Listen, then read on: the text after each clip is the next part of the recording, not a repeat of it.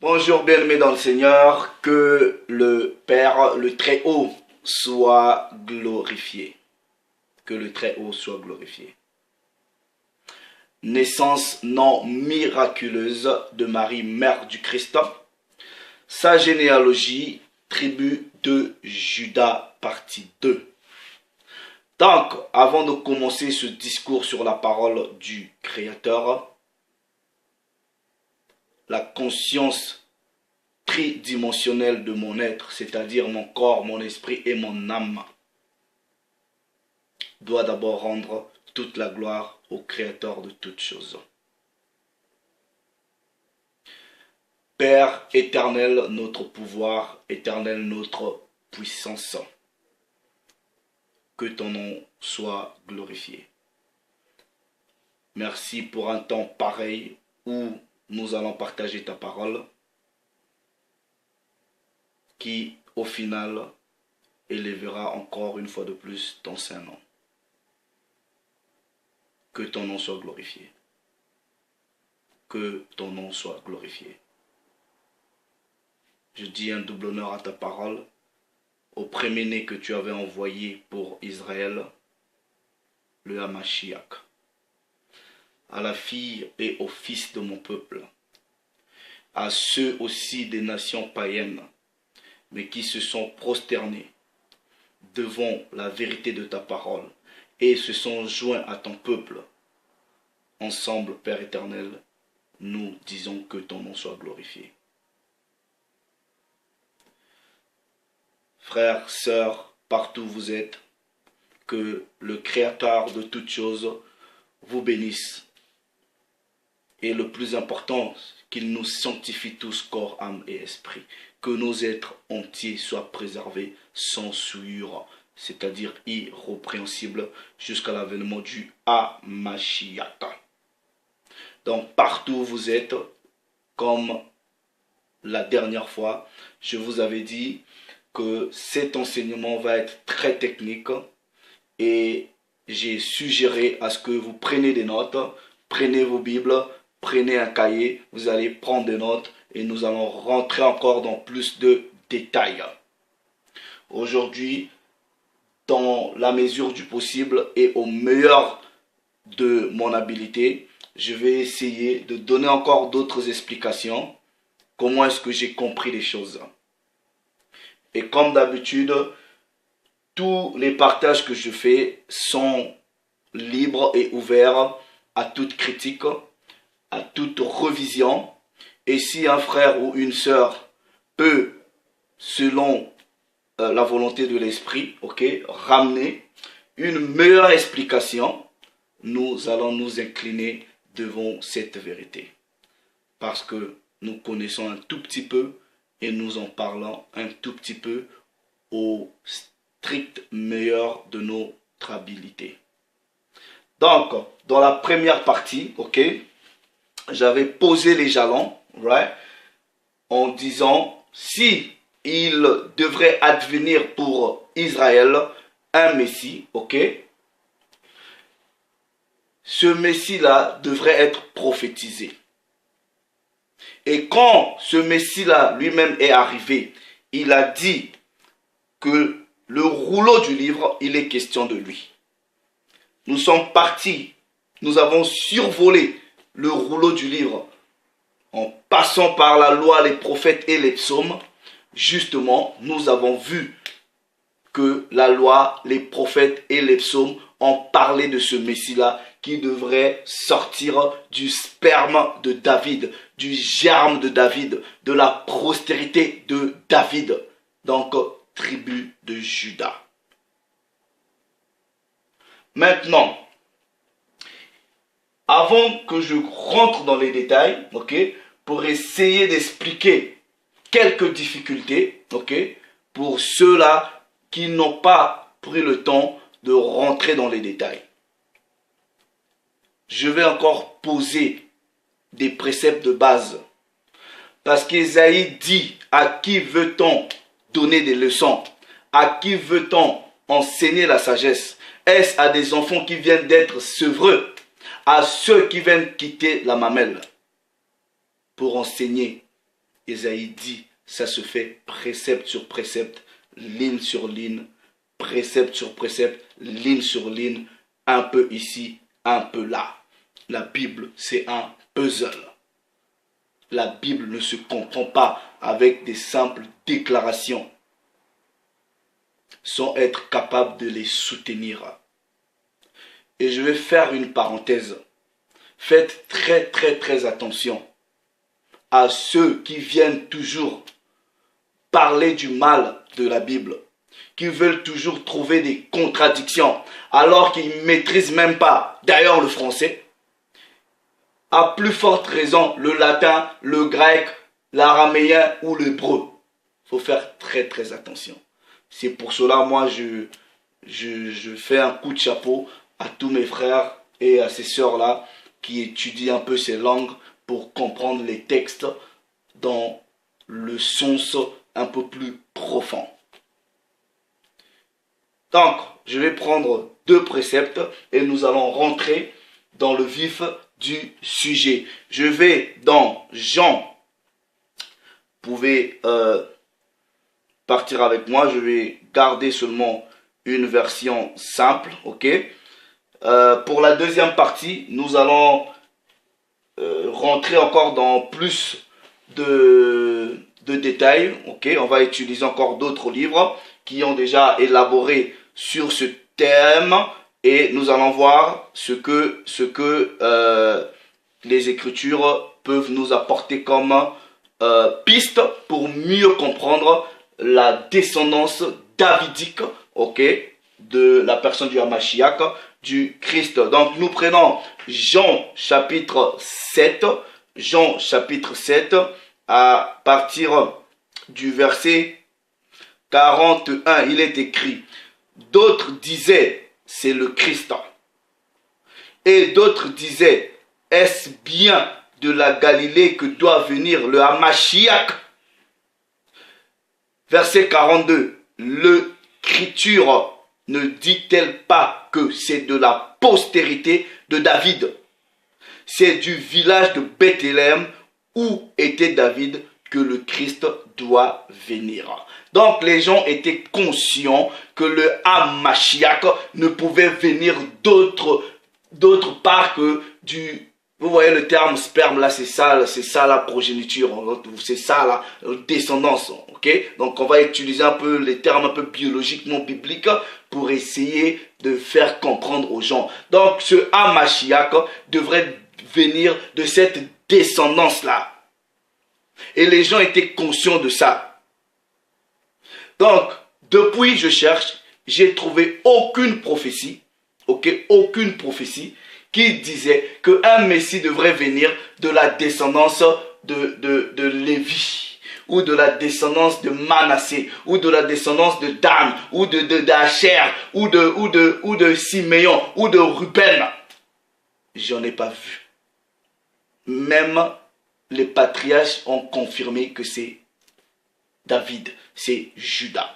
Nous prenons Actes, on va prendre encore un deuxième témoignage, ok, dans Actes des Apôtres au chapitre 13, Actes des Apôtres chapitre 13, au verset 23, il est écrit, c'est de la postérité de David, selon sa promesse, a suscité à Israël un sauveur qui est le Christ. Ok, donc la parole elle est claire.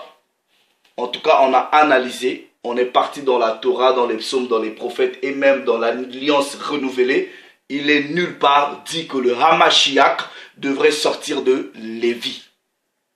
Maintenant, comme j'avais déjà expliqué, ok, nous avons ici affaire à 2 généalogies, ok, à 2 généalogies. Maintenant, frères, sœurs, ici, il faut prêter très attention parce que ça va être très technique, ok. Dans la première partie, je vous avais expliqué, ok, que Matthieu chapitre 1er nous présente la généalogie du Christ par rapport à Joseph, ok. Donc, je vous avais dit d'oublier cette piste pour la simple raison, ok, Parce que dans cette descendance, il y a un ancêtre sur qui une malédiction a été prononcée par le prophète Jérémie, disant que aucun descendant de Jéconia devrait en tout cas s'asseoir sur le trône de David. Ça, c'est la simple raison que j'ai pas voulu toucher Joseph, tout simplement à cause de cette prophétie. Là, c'est dans le domaine spirituel, ok? J'ai pas voulu, j'aurais toujours pu le toucher, toucher cette partie-là, en tout cas dans la dimension physique. Maintenant, parce que il y a des gens qui ont voulu fuir cette question, fuir Joseph, ok, et venir justifier la lignée, soi-disant lévitique de Marie par rapport à une cousine, alors que Nombre 1, 18 dit que la descendance chez les Bantous, chez les Hébreux, est déterminée selon l'affiliation paternelle. Donc, c'est votre père qui détermine votre tribu. Nous allons, en tout cas, parler même, en tout cas, donner des informations concernant, en tout cas, le père et la mère de Marie sur cette partie-ci. Maintenant, je vais vous faire encore, je vais vous donner, il y en a qui vont dire, ils aiment révélation, c'est pas révélation puisque c'est écrit, ok? Je vais vous donner encore une autre compréhension, ok? De ces deux généalogies. Vous allez remarquer, et ça, j'ai pas voulu toucher à ça parce que ça allait faire trop long, trop lourd. Vous allez remarquer, vous pouvez prendre presque, j'ai lu en tout cas presque une cinquantaine de Bibles, ok, et en anglais et en français, ok. Vous allez remarquer que Matthieu utilise souvent le terme engendra, engendra, engendra. Matthieu utilise le terme engendra, dans begat en anglais, ok, begat, un tel, begat, un tel engendra. Tout simplement, ok? Parce que ici, Matthieu fait une généalogie qui est dans la dimension physique. Mais Luc va faire une généalogie qui va être dans la dimension spirituelle. Mais non, dans Luc ici, on ne parle pas, vous verrez jamais, en tout cas, je ne peux pas dire jamais, parce que je n'ai pas vu toutes les Bibles du monde, mais j'en ai vu au moins une cinquantaine, en anglais comme en français. Ça, je peux confirmer. Nous disons ce que nous savons et nous rendons témoignage de ce que nous avons vu. En tout cas, sur la cinquantaine des Bibles que j'ai lues, je n'ai pas vu où Luc utilise le même terme bigat. Vous, en tout cas, ce que la cinquantaine des Bibles que j'ai consultées, je n'ai pas vu Luc utiliser un tel engendra. Un tel engendra. Tout simplement parce que dans cette généalogie-ci, il y a eu beaucoup de mariages intertribales. Et ça, je peux peut-être expliquer ça en privé. Mais voilà. Vous ne verrez pas l'expression engendra ici. Parce que ici, on est en train de deal, comment on dit deal? On est en train de parler. Ici, Matthieu est dans la dimension physique, mais Luc va être dans la dimension spirituelle, puisque Luc, dans sa généalogie, il remonte jusqu'à Adam. Or, Matthieu s'arrête jusqu'à Abraham. Il y a plein d'explications. On ne veut pas rentrer encore dans des détails qui peuvent faire diversion. Ok? Maintenant, vous voyez, les spécialistes en contradiction. Les spécialistes en contradiction, surtout quand ils ont même pas pris le temps de comprendre. Ok? Quand vous lisez Matthieu chapitre 1er au verset 16, on vous dit que Joseph a pour père Jacob. Ok? Joseph a pour père Jacob. Mais maintenant, Luc chapitre 3, verset 23, vous dit que non, Joseph a pour père Élie, un personnage qu'on appelle Élie. Maintenant, nous devons déterminer comment est-ce qu'une seule personne peut avoir deux pères. C'est impossible. Est-ce que une autre piste, est-ce qu'on peut dire que Jacob, c'est le même personnage que Élie? Quelqu'un peut se poser cette question. Mais la réponse est non. Tout simplement pourquoi? Parce que nous avons affaire ici à deux ancêtres différents, ok, qui partent de David. Or, dans la généalogie de Matthieu, il y a un fils de David, en la personne du roi Salomon, qui est mentionné dans la généalogie de Matthieu. Or, ce Salomon-là avait un frère. Il s'appelait Nathan. Ok? Il s'appelait Nathan. Nous allons lire, ok? Parce qu'il faut bien donner les préceptes au lieu de faire de simples déclarations. Donc, nous allons prouver, en tout cas, peut-être qu'il y a des frères et sœurs qui ne savent pas que Salomon avait un frère qui s'appelait Nathan et que tous les deux frères sont les fils de David. Nous prenons 2 Samuel, ok, 2 Samuel chapitre 5 à partir du verset 13. Il est écrit, David prit encore des concubines et des femmes de Jérusalem après qu'il fut plutôt venu d'Hébron. Et il lui naquit encore des fils et des filles. Voici les noms de ceux qui lui naquirent à Jérusalem. Shamoua, Shobab, Nathan et Salomon. Donc, en gros, en réalité, vous avez à gauche les enfants d'un frère, à droite les enfants d'un autre frère.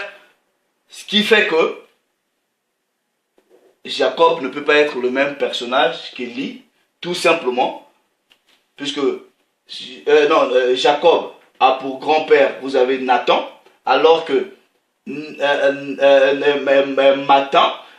Nathan ici, vous avez Élie, vous avez Matat, vous avez Lévi, vous avez Melki, et ici vous avez Jacob, Nathan, Éléazar et Liud. Donc c'est des grands-pères différents. Maintenant, pourquoi alors, ok, je vais tout effacer, pourquoi alors Joseph est dit d'être le père, plutôt pourquoi Élie est dit être le père de Joseph? Pourquoi les gens pensaient comme ça? Donc nous allons, ok, dans Luc chapitre 3, si vous pouvez aller avec moi, tranquille, on n'est pas pressé, ok? Je vais bien effacer le tableau.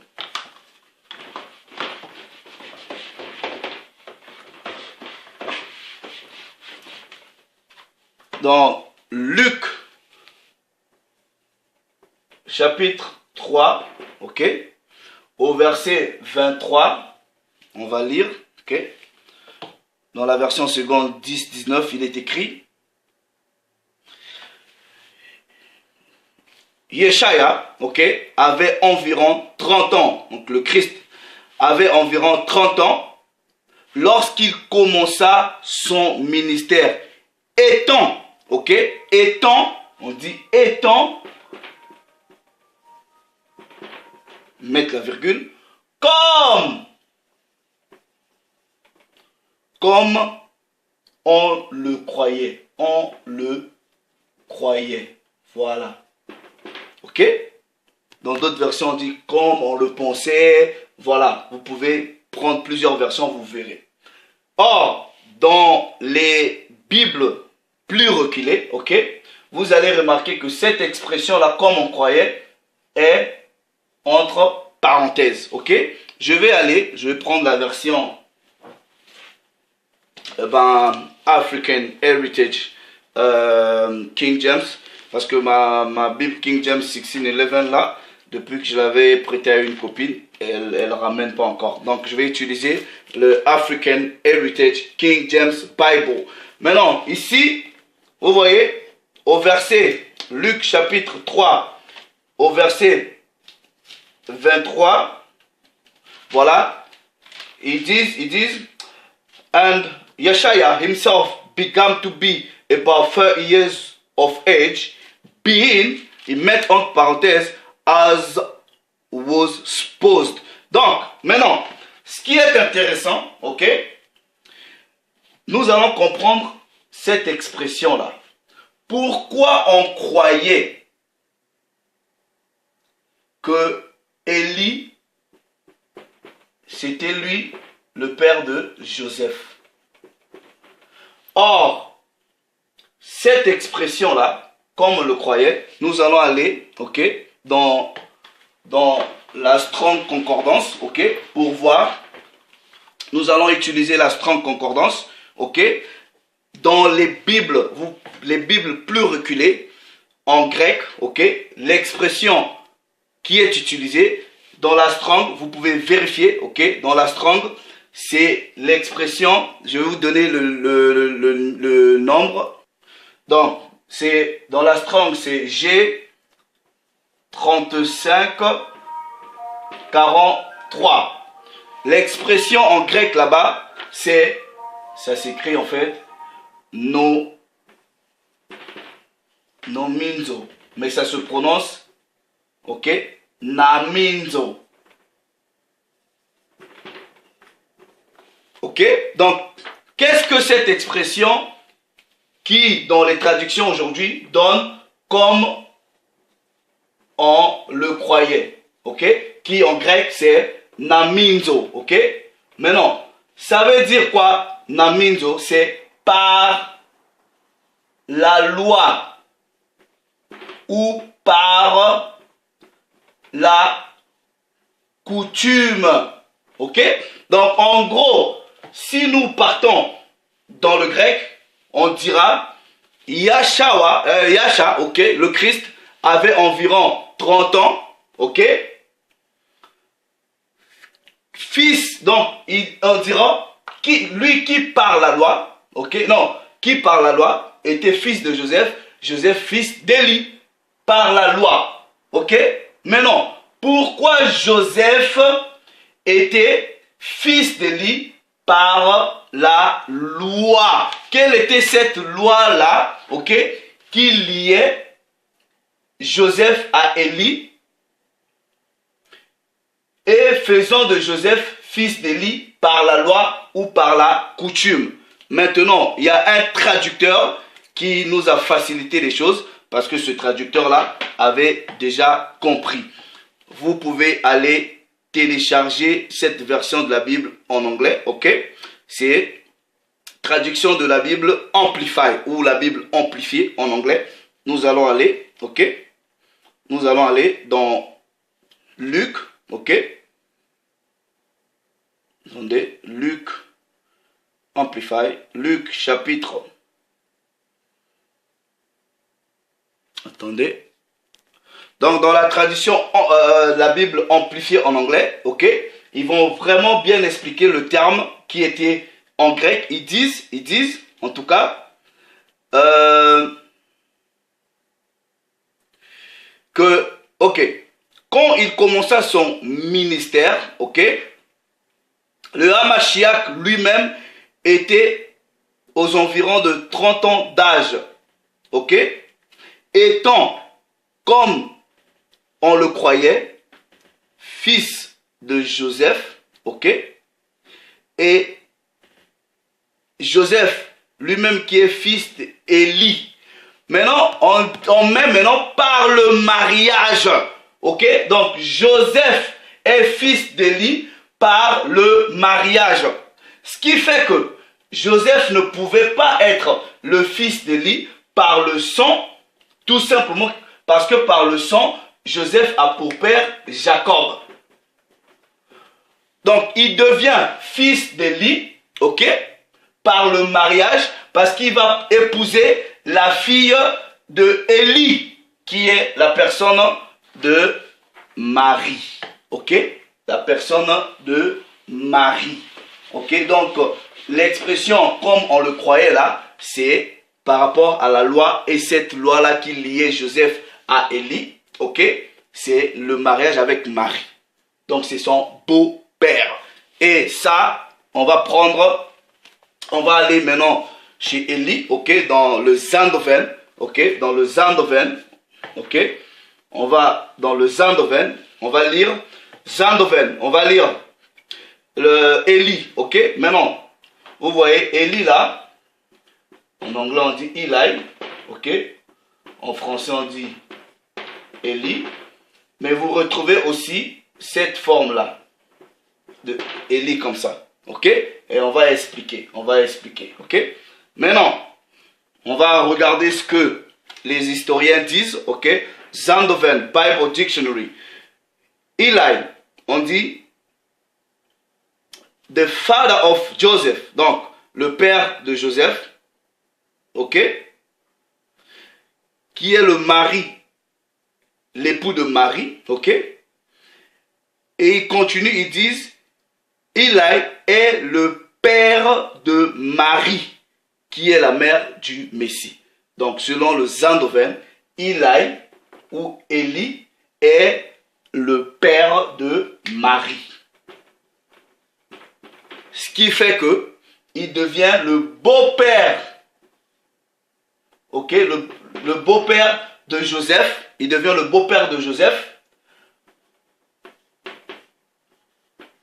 par le mariage que Joseph va contracter avec sa fille Mary. Ok, j'écris en français, Marie. Ok? Donc Joseph aussi, j'écris en français, bref. Ok? Donc, c'est ça en fait. On va prendre le témoignage d'un autre historien. Ok? Lui, il va encore aller dans les détails puisque Zandoven nous dit juste que c'est le père de Marie. Mais automatiquement, on comprend que c'est son beau-père. Nous prenons dans le Ingalls, ok? Ok, Ingalls Bible Dictionary, ok, vous pouvez voir. C'est, je pense, quelle édition? Parce que ça change, je vais vous donner l'édition. Là, c'est la 3e édition qui a été publiée en 1966. Hein? Ok? Là-bas, il dit Élie, beau-père de Joseph, ok? Et grand-père maternel du Christ.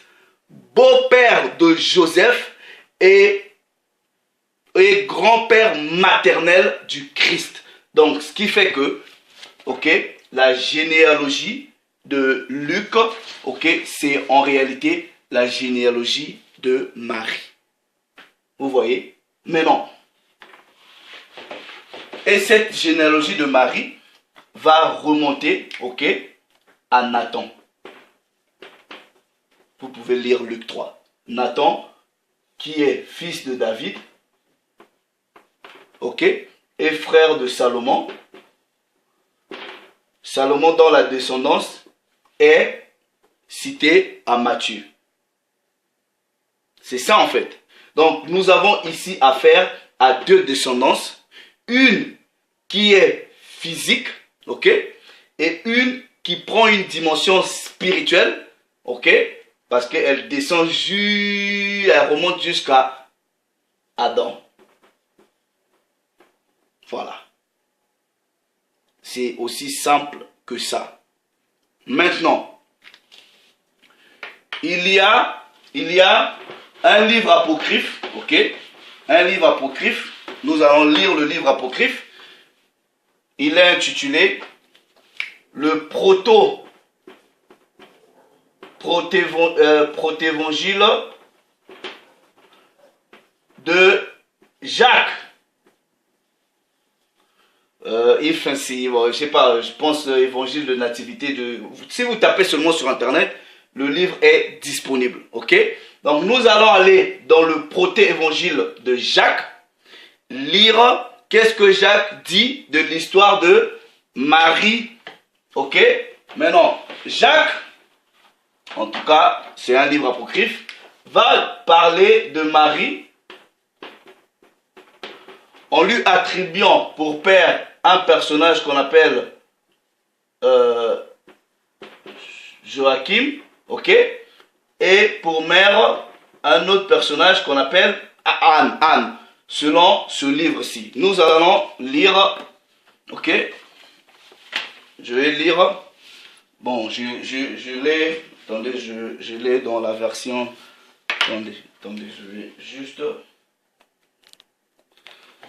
Donc, dans la version anglaise, ok, on dit ici, ok, les années perdues ou les années perdues du Christ et les grands-parents du Christ. Donc, on parle de cet évangile-là, ok. Je ne vais pas faire une traduction de l'anglais en français, mais je vais vous lire la version en française, hein. On va lire la version française. Ok, au chapitre, on commence... Au chapitre 1er, il est écrit, ok, Nativité de Marie, révélation de James, Jacques. Les histoires des 12 tribus racontent qu'un homme fort riche, Joachim, ok, apportait au Seigneur double offrande, se disant, le supplément sera pour tout le peuple, et la part que je dois pour la remise de mes fautes ira au Seigneur afin qu'il me soit propice. Vint le grand jour du Seigneur et les fils d'Israël apportaient leurs présents. Or, Ruben se dresse devant lui et dit, donc dit à Joachim, ok, Joachim qui va être plus tard le père de Marie, donc là Marie n'est pas encore née. Ruben lui dit, ok, tu n'as pas le droit de déposer le premier des offrandes, puisque tu n'as pas eu de postérité en Israël. Donc, ici, Joachim n'avait pas encore d'enfant, ok. Joachim eut grand chagrin, et il s'en alla consulter les registres des 12 tribus du peuple, se disant, je verrai bien dans les archives si je suis le seul à n'avoir pas engendré en Israël. Il chercha et découvrit que tous les justes avaient suscité une postérité en Israël. Et il se souvint du patriarche Abraham. Sur ses vieux jours, le Seigneur Dieu lui donna un fils, Isaac. Alors, accablé de tristesse, Joachim ne reparut pas devant sa femme et il se rendit dans le désert. Il y planta sa tente et 40 jours et 40 nuits il jeûna, se disant, je ne descendrai plus manger ni boire avant que le Seigneur mon Dieu m'ait visité. La prière sera ma nourriture et ma boisson. Ok, donc il a pris ces résolutions-là tout simplement parce qu'il était blessé du fait que Ruben lui avait dit, tu n'as pas le droit de mettre tes offrandes en premier puisque tu n'as pas d'enfant. Vous savez qu'en Israël, c'était pas quelque chose de facile de gérer comme ça une vie sans enfant. C'est pas forcément en Israël, même dans les réalités actuelles. Je prie que le Père, en tout cas, bénisse des frères, des sœurs qui attendent toujours des enfants. En tout cas, que le Père vous visite dans ce sens-là. Et par sa grâce, cela sera accompli par le nom puissant du Père lui-même et par celui de son Fils. Maintenant, nous continuons la lecture. Et sa femme Anne avait 2 sujets à se lamenter et de se marteler la poitrine. Ok? Bref, je continue. Maintenant, regardez, Anne aussi va faire la prière. Ok? Anne aussi va faire la prière à cause du temps. Ok? Anne aussi va faire la prière. Bref, je prends à partir du chapitre 5, premier verset. Il est écrit, et voici qu'un ange du Seigneur parut disant, Anne, Anne, le Seigneur Dieu a entendu ta prière. Tu concevras, tu enfanteras, et l'on parlera de ta postérité dans la terre entière.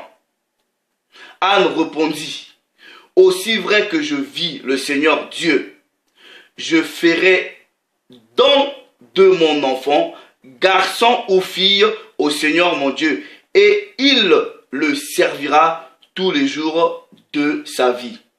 Et voici deux messagers survinrent qui lui dirent, maintenant parlons à Joachim, Joachim, ton mari, non, à Anne, Joachim, ton mari, arrive avec ses troupeaux. Un ange du Seigneur est descendu auprès de lui, disant, Joachim, Joachim, le Seigneur, Dieu a exaucé ta prière. Ok, donc Dieu a visité Anne, a aussi visité Joachim, selon le livre de apocryphe de Jacques, en leur disant, votre prière a été entendue. Ok, maintenant, bref, vous pouvez télécharger pour lire. Ok.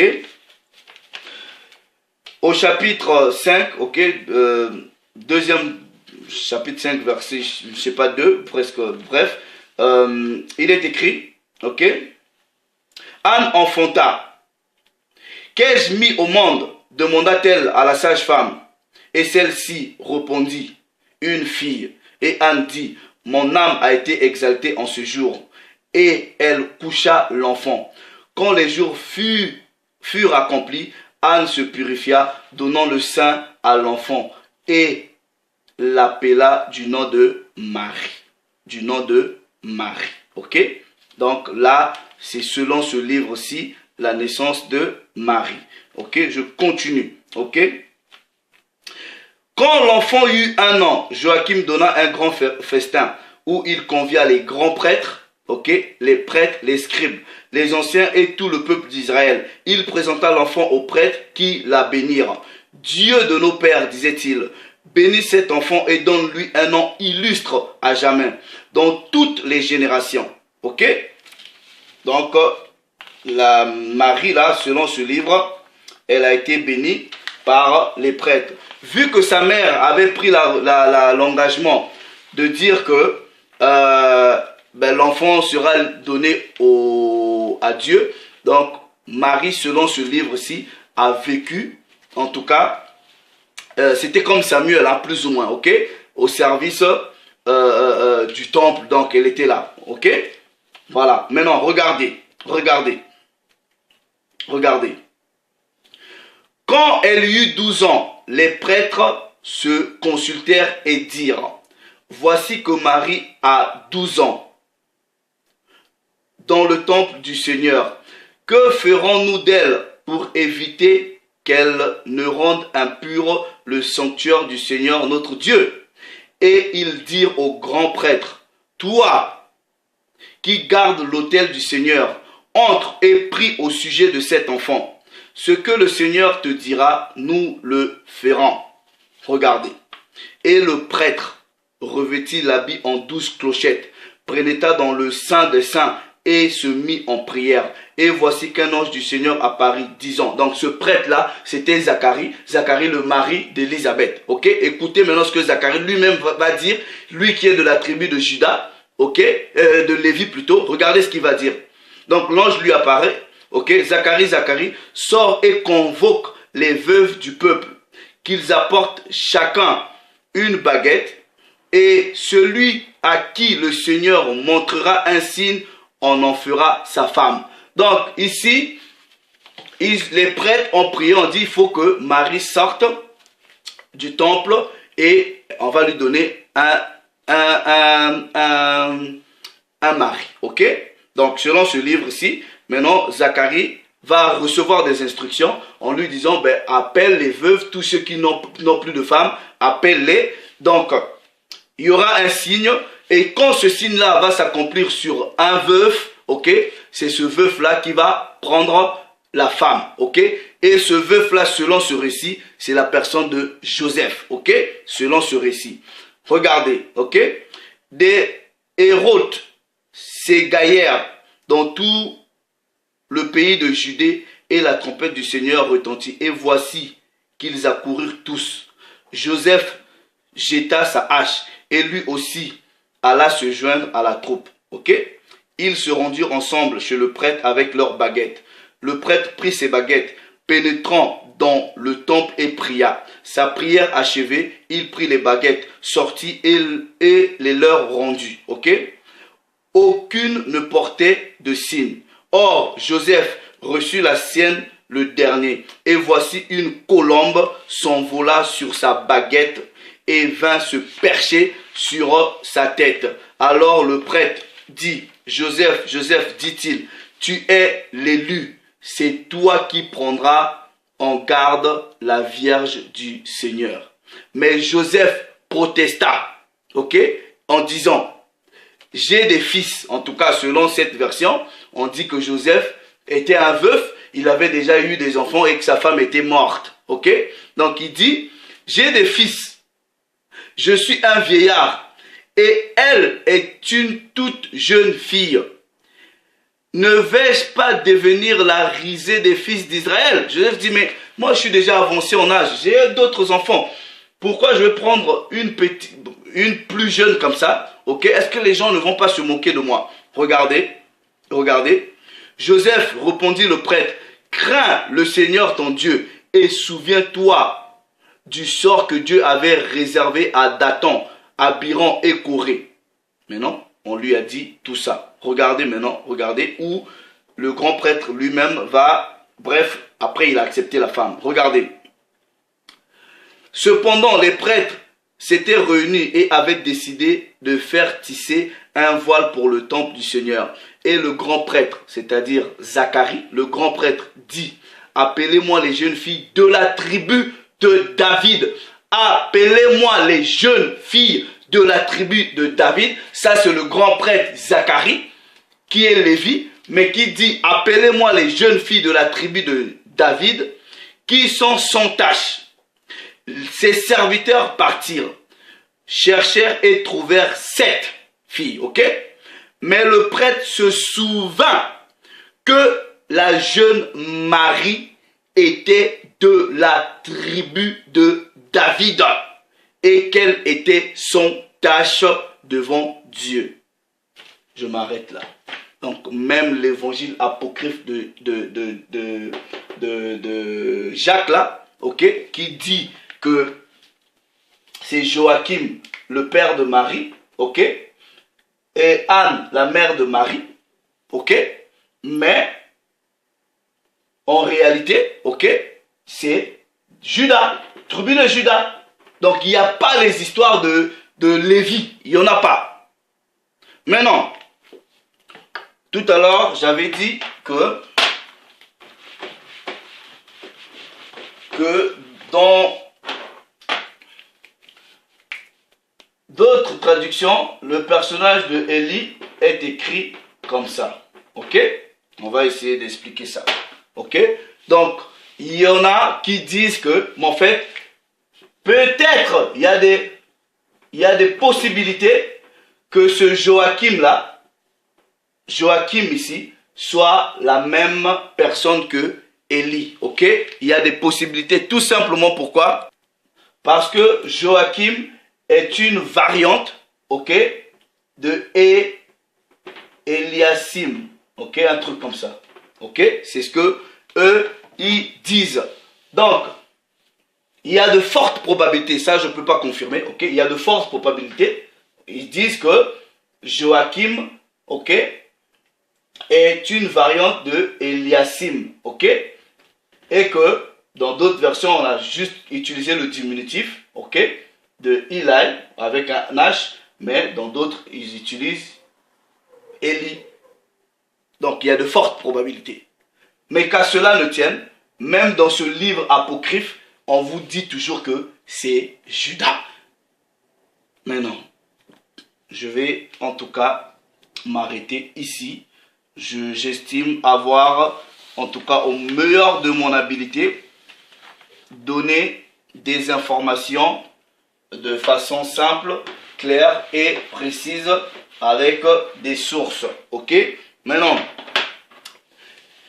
il y avait possibilité encore d'aller plus loin, de développer, ok, les relations intertribales dans le sens du mariage, ok, entre les deux familles.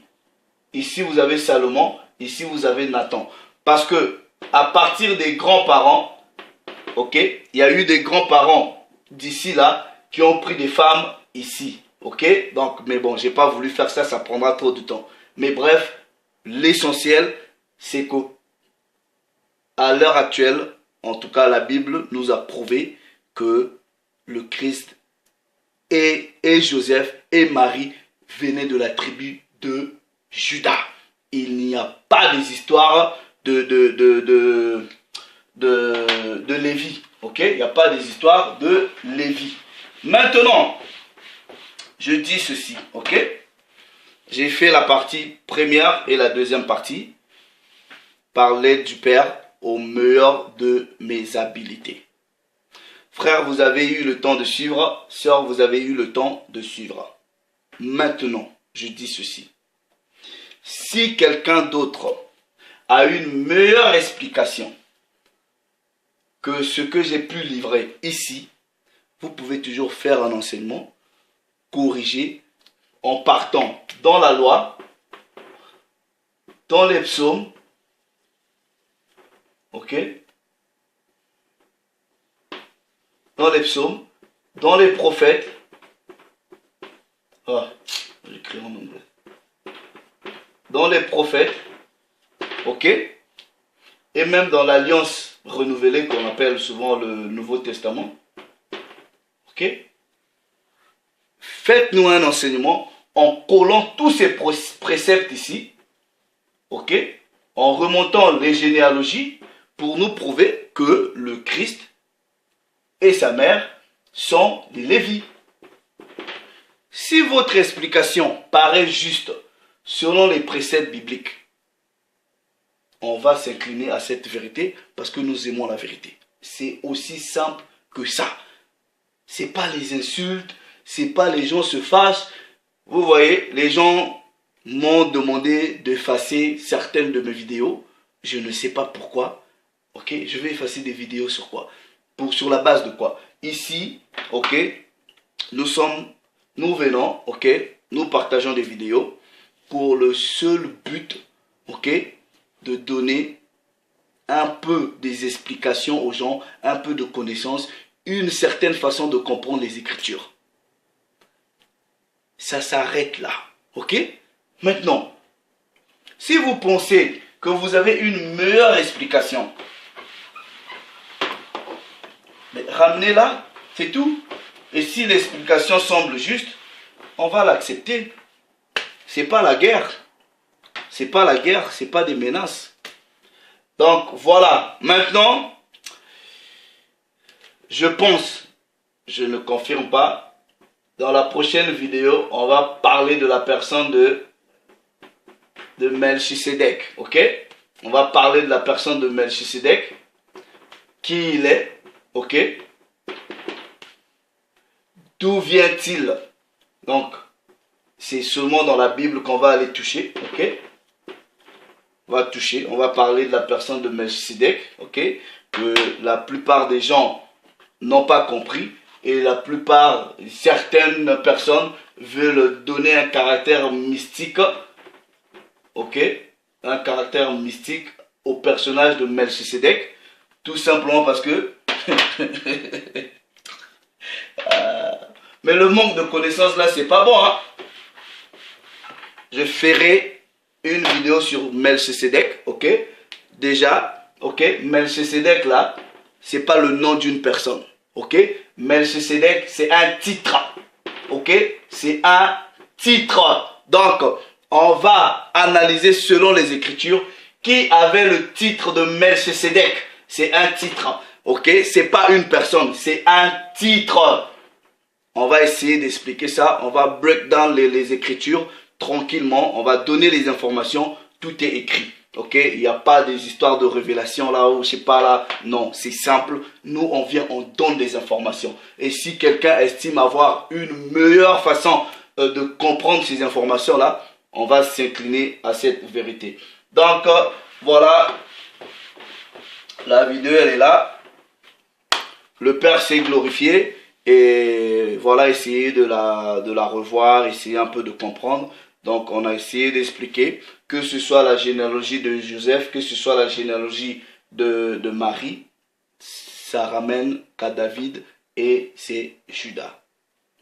Ça, en tout cas, moi, je vois pas où est-ce que quelqu'un peut venir. Bon, en tout cas, peut-être, hein, il y a des gens qui ont toujours des révélations, mais nous, selon ce qui est écrit, comment est-ce qu'on a essayé d'analyser, voilà, les prophéties ont été données et les prophéties se sont accomplies. Le Messie est sorti du germe de David, donc de Judas. Ça s'arrête là. Le Père s'est encore glorifié. Shalom les frères.